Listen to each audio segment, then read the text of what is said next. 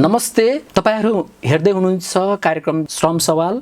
आज हाम्रो स्टुडियोमा हामीसँग हुनुहुन्छ नेपाल महिला एकता समाजबाट अधिकार कर्मीका रूपमा काम गरिराख्नु भएका बिना बुद्धाचार्यज्यू। त्यस्तै यो पेन्डेमिकको अवस्थामा हामीसँग ओरेक नेपालबाट यसै विषयमा कुराकानी गर्नका लागि सृष्टि कोलाक्षपतिजी पनि भर्चुअल रूपमा हामीसँग जोडिनु भएको छ। उहाँ ओरेक नेपालको सिनियर प्रोग्राम कोअर्डिनेटर हुनुहुन्छ। साथै उहाँले महिला श्रमिकका विषयमा मुद्दामा निरन्तर रूपमा उहाँ कार्यरत हुनुहुन्छ। यहाँहरू दुवैजनालाई हाम्रो कार्यक्रममा स्वागत गर्न चाहन्छु। नमस्ते। धन्यवाद। म बिनाजीसँग जान चाहे। नेपाल महिला एकता समाजले घरेलु महिला श्रमिकका लागि के कस्तो गतिविधिहरू गरिरहेको छ, सामान्य जानकारी दिनुहुन्छ? नेपाल महिला एकता समाजको म छोटो परिचय दिन्छु। नेपाल महिला एकता समाज चाहिँ सुकुम्बासी एवं अव्यवस्थित बस्तीमा बस्ने महिलाहरूको चाहिँ सुरक्षित वास अधिकारको लागि काम गर्छ हैन।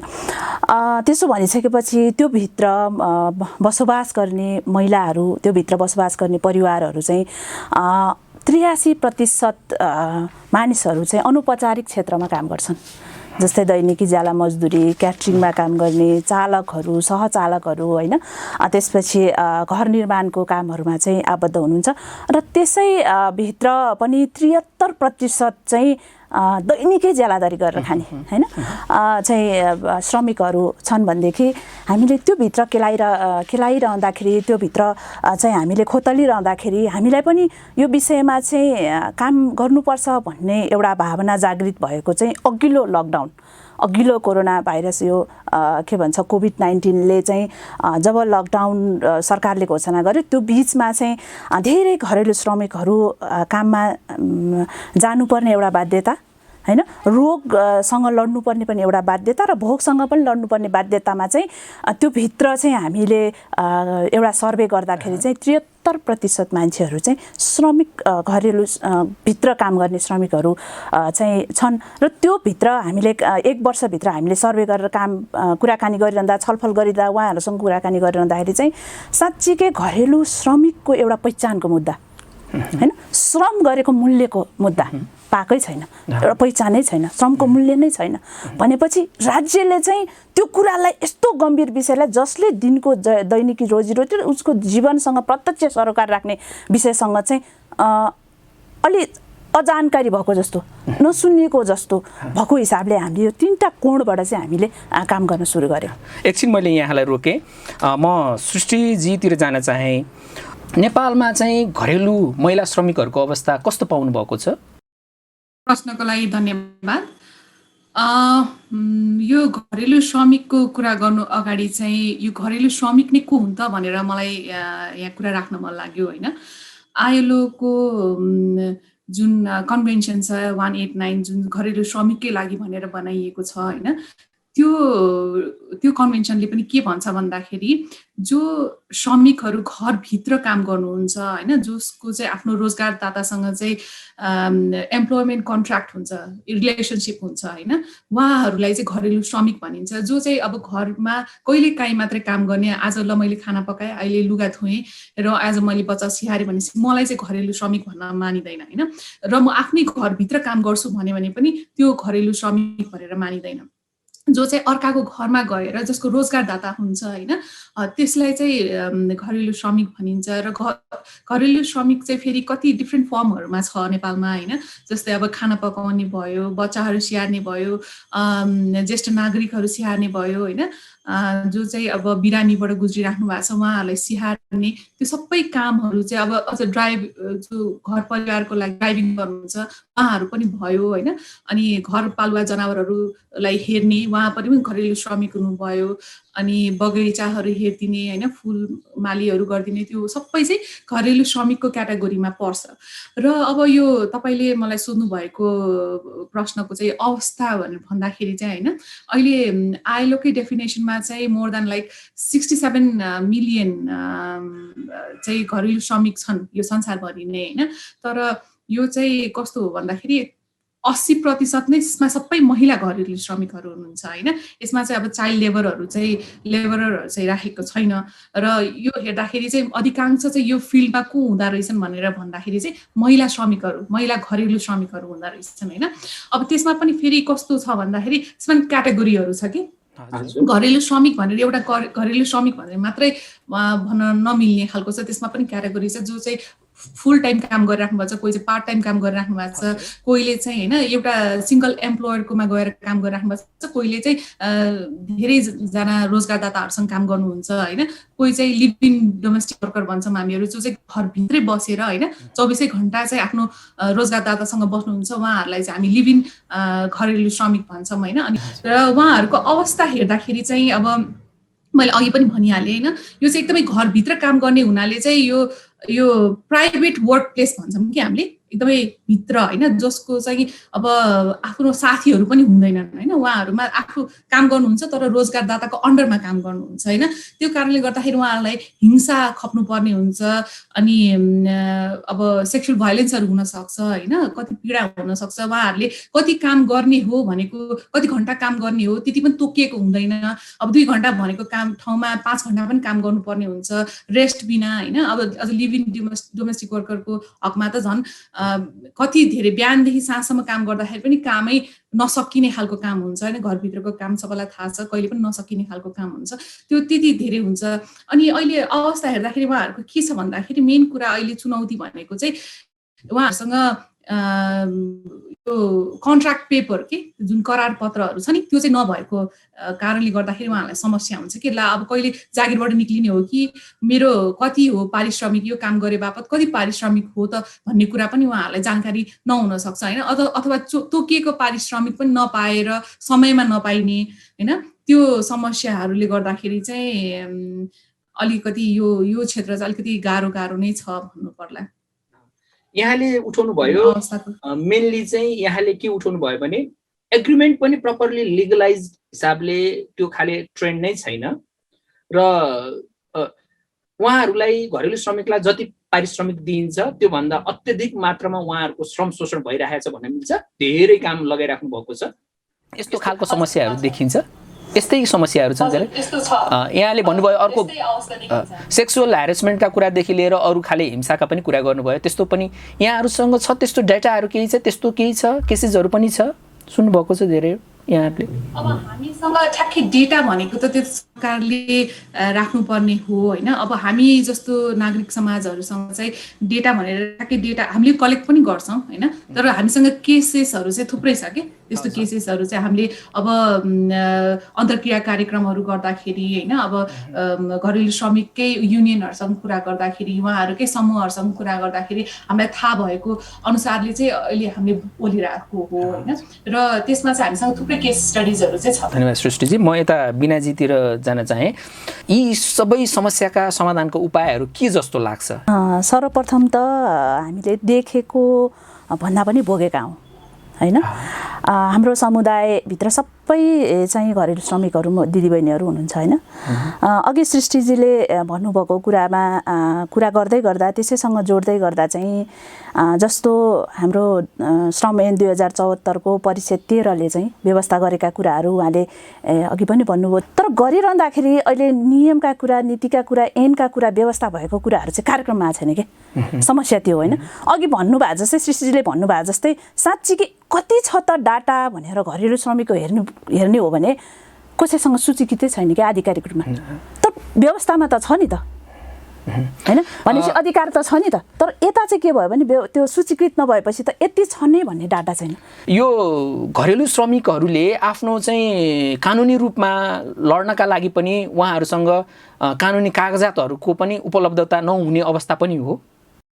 यसमा चाहिँ मैले कसरी कुरा राख्न चाहेँ भन्दा अब मेन कुरा चाहिँ यो घरेलु श्रमिक भनेर जुन हाम्रो अघि बिनाजीले भन्नुभयो नि होइन, अहिले श्रम ऐन 2074 चाहिँ घरेलु श्रमलाई चाहिँ जो हाम्रो राज्यले श्रमिक हो भनेर चाहिँ रेकग्नाइज गरेको अवस्था चाहिँ छ अहिले होइन। पहिला चाहिँ त्यति पनि थिएन।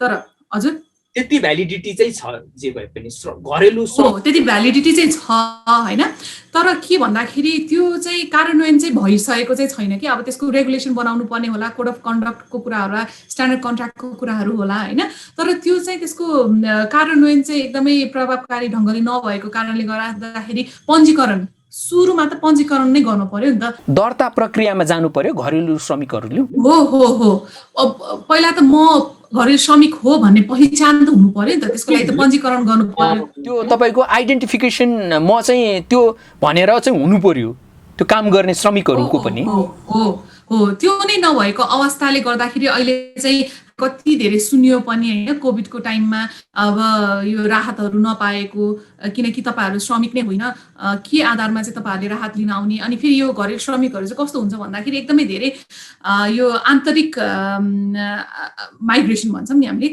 आन्तरिक माइग्रेसन कि अब सिटी एरियामा बसाइसराईबाट आउनुभएका बसाइसराईबाट चाहिँ धेरै आउनु भएको हुन्छ र उहाँहरूको यो अब यो सहरमा चाहिँ आफ्नो घर नभइकन के अरे भाडाको घरमा बस्नु भएको हुन्छ नि त उहाँहरू भाडाको कोठामा बस्नु भएको हुन्छ होइन उहाँहरूसँग नागरिकता नहुन सक्छ अनि उहाँहरूलाई चाहिँ अब उहाँको रोजगारदाताले गएर त्यो सिस्टम नै छैन नि त कहाँ गएर पञ्जीकरण गराउने वडाले गर्नुपर्ने हो होइन त्यो अब त्यो गराउने प्रोसेसमा त छ राज्य तर त्यो चाहिँ भइसकेको नभइसकेको अवस्थाले गर्दाखेरि त्यसले चाहिँ समस्या पारिरहेको चाहिँ छ घरेलु श्रमिकहरूलाई चाहिँ केही पऱ्यो भने उहाँहरूलाई कहाँ गएर कुरा राख्ने कहाँ गएर भन्ने मलाई हिंसा भए पनि कहाँ गएर भन्ने कुरा चाहिँ त्यस्तो मेकानिजम चाहिँ छैन अहिलेसम्म पनि अब हामीले पछिल्लो श्रृङ्खलामा दुईजना घरेलु श्रमिकका रूपमा काम गरिरहनुभएका दुईजना बहिनीहरूसँग कुरा गरेका थियौँ उहाँहरूले चाहिँ खासै समस्या चाहिँ छैन पारिश्रमिक चाहिँ अलिक कम भएको हो कि मात्रै भन्नुभयो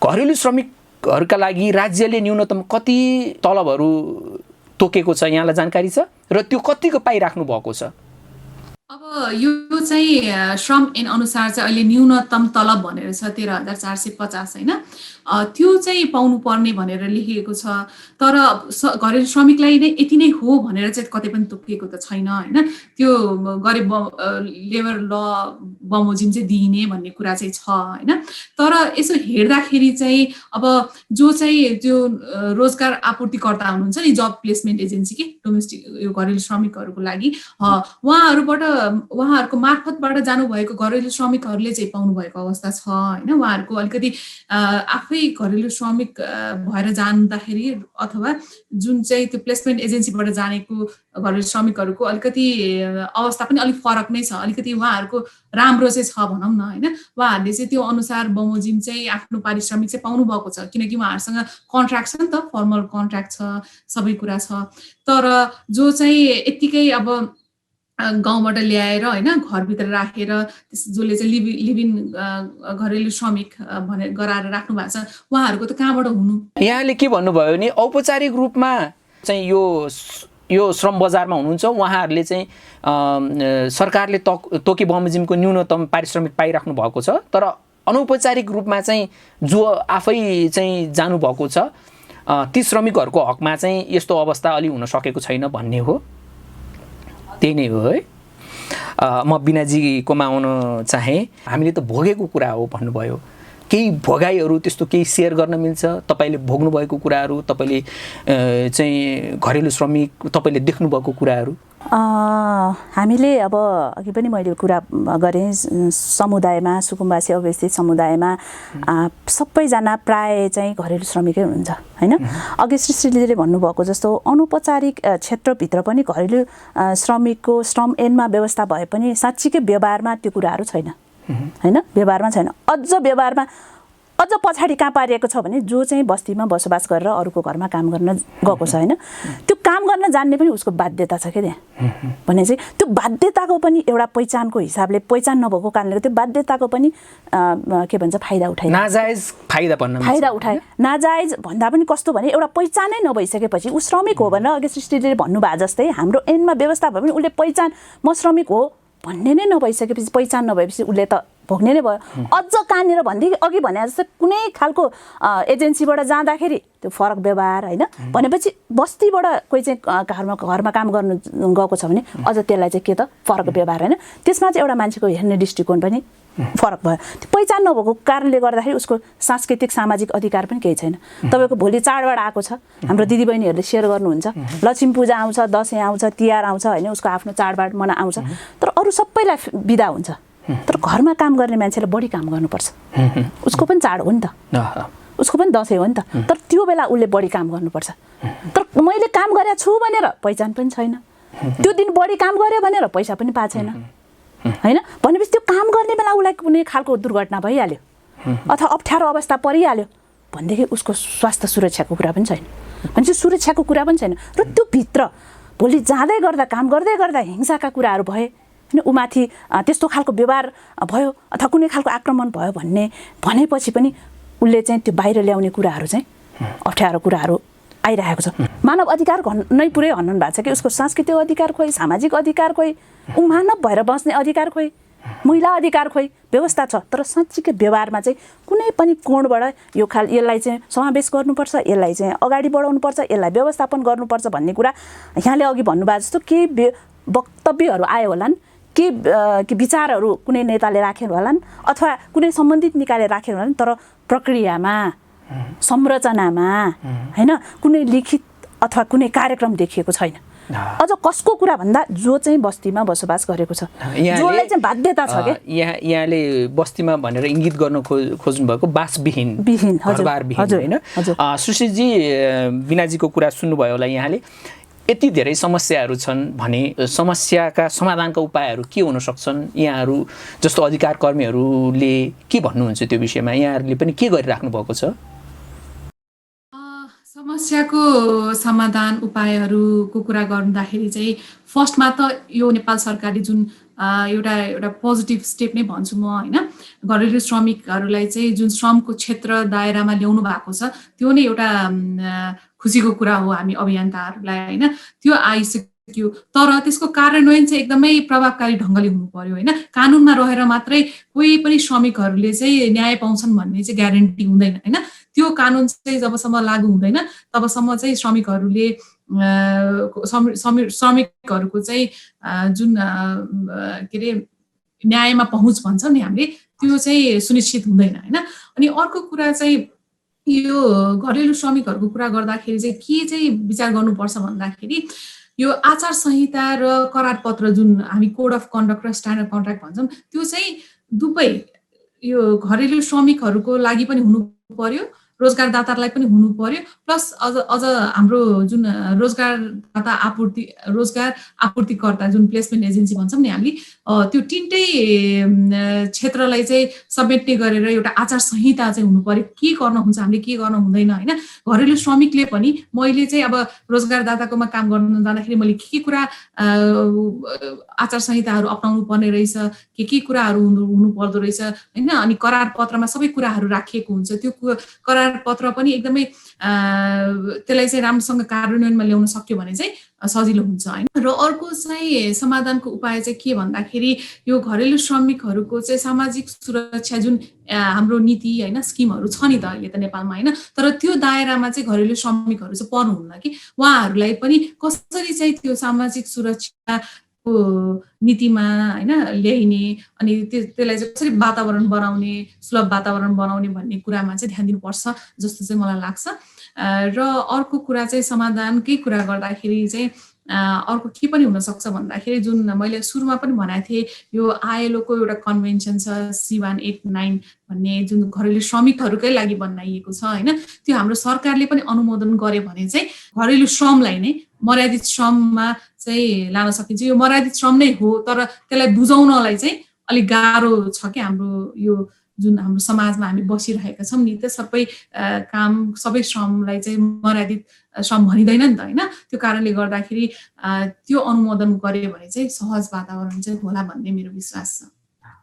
अब हामी कार्यक्रमको करिब करिब अन्त्यतिर पनि आउन लाग्यौँ।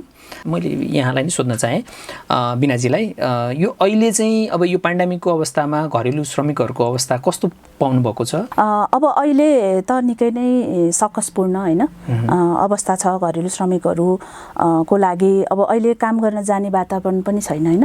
उहाँहरूको घरमा 5 जनादेखि 7 जना 8 जनासम्मको परिवार होइन।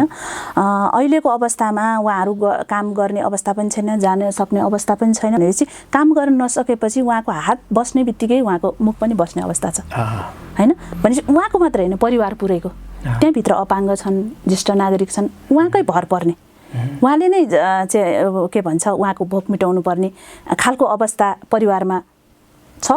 र त्यो अहिलेको अवस्थामा चाहिँ कसरी उहाँहरूले चाहिँ आफ्नो भोकलाई मार्ने अथवा भोकलाई चाहिँ के भन्छ हातमुख जोड्ने होइन प्रमुख समस्या अहिले चाहिँ भोक, रोग र शोक तीनटा समस्यामा चाहिँ एकदम तिनै अवस्थाबाट चाहिँ जकडिराख्नु भएको छ कि पहिला चाहिँ भोक कसरी मेटाउने, त्यसपछि रोग होइन। एकै ठाउँमा बस्नु भएको छ 5-6 जना, 2टा कोठा छ, भोलि त्यस्तो खालको सङ्क्रमण भइहाल्यो भने कसरी अलग्गै बस्ने, अहिलेको जनस्वास्थ्यको मापदण्ड अनुसार त अलग्गै बस्नुपर्छ, अलग्गै सबै कुरा चाहिँ फरक तरिकाले चाहिँ व्यवस्थित तरिकाले बस्नुपर्ने हुन्छ, त्यो अवस्था पनि छैन। भोलि केही भइहाल्यो भने अस्पतालसम्म जान र अस्पतालको उपचारको शुल्क तिर्न पनि नसक्ने अवस्था। सृष्टिजी, यो अब हामीले कार्यक्रमलाई टुङ्ग्याउन लाग्यौँ। मैले सोध्न छुटाएको यहाँलाई भन्न मन लागेको केही बाँकी छ भने यहाँलाई म यो कुरा राखिदिन पनि अनुरोध गर्न चाहेँ। हजुर, तपाईँको अन्तिमकै प्रश्नमा जान चाहेँ म होइन। एउटा जी फन्डले चाहिँ एउटा ऱ्यापिड एसेसमेन्ट गराएको थियो होइन यो कोभिडकै टाइममा घरेलु श्रमिकहरूलाई चाहिँ कस्तो असर परेको छ भन्दाखेरि 85% 85% चाहिँ घरेलु श्रमिकहरूले चाहिँ आफ्नो काम, आफ्नो जागिर भनौँ न गुमाएका छन् होइन। 80% भने त त्यो त ह्युज अमाउन्ट हो नि त होइन। अनि त्यसमा चाहिँ कस्तो भन्दाखेरि यो घरभित्रै काम गर्ने जुन मैले अघि नै भनेको थिएँ लिभ इन घरेलु श्रमिकहरू हुनुहुन्छ, उहाँहरूको चाहिँ कामको बोझ चाहिँ एकदम बढेछ। जो चाहिँ घर बाहिर बसेर चाहिँ काम गर्न जानुहुन्थ्यो होइन, उहाँहरूलाई चाहिँ अब लकडाउनको बेलामा चाहिँ घर जान पनि पाइए छैन होइन, रोजगारदाताको घरमा जान पाइए छैन। काम नगरेपछि चाहिँ उहाँहरूले आफ्नो पारिश्रमिक नपाउनु भएको अवस्थाहरू छ कि। अनि त्यो कारणले गर्दाखेरि उहाँहरूलाई चाहिँ एकदमै धेरै आफ्नो अघि हाम्रो बिनाजीले पनि भन्नुभयो अहिले इमिडिएट इस्यु भनेको एकदमै त्यही के छ भन्दाखेरि उहाँहरूलाई अहिले राहत पनि बाँडिएको अवस्था छैन नि त होइन। राहतहरू कतै केही वितरण भएको हामीले सुनेको पनि छैनौँ। तर त्यो गर्दाखेरि चाहिँ उहाँहरूको इन्कमै नभइसकेपछि उहाँहरूले कहाँबाट खाने कि। अब बिरामी पर्दाखेरि पनि कता जाने, के गर्ने, हामीसँग पैसा पनि छैन। त्यो कारणले गर्दाखेरि हामीलाई एकदमै गाह्रो छ, चुनौती छ हाम्रो भनेर भन्नुहुन्छ है। अनि उहाँहरूलाई चाहिँ के छ भन्दाखेरि अब यो एकदमै अनसर्टेनिटी के यो जागिरको सुरक्षा नभएको कि अब यो काममा पनि अब बोलाउने हो कि होइन रोजगारदाताले होइन, अब मैले यो जागिर पनि पाउँछु कि पाउँदिनँ। किनकि यो कोभिडले गर्दाखेरि के भइरहेको छ भन्दाखेरि यो एकदमै धेरै मानसिक तनाव पनि एकदमै बढिरहेको छ कि। कतिलाई चाहिँ डिप्रेसनै भइसकेको, कसैलाई चाहिँ एकदम एन्जाइटी अट्याक आउने त्यस्तो कुराहरू पनि एकदम थुप्रो छ भन्दै मैले मेरो कुरा यति नै राख्न चाहेँ। श्रम सवाल कार्यक्रम मैले यहीँ टुङ्ग्याउन चाहेँ। यहाँहरू दुवैजनालाई सहभागिताका लागि धेरै धेरै धन्यवाद। आउँदो कार्यक्रममा हामी फेरि यसै विषयसँग सम्बन्धित विषय विज्ञहरूलाई लिएर उपस्थित हुने नै छौँ। त्यतिन्जेलसम्मलाई मलाई पनि बिदा दिनुहोस्। नमस्ते।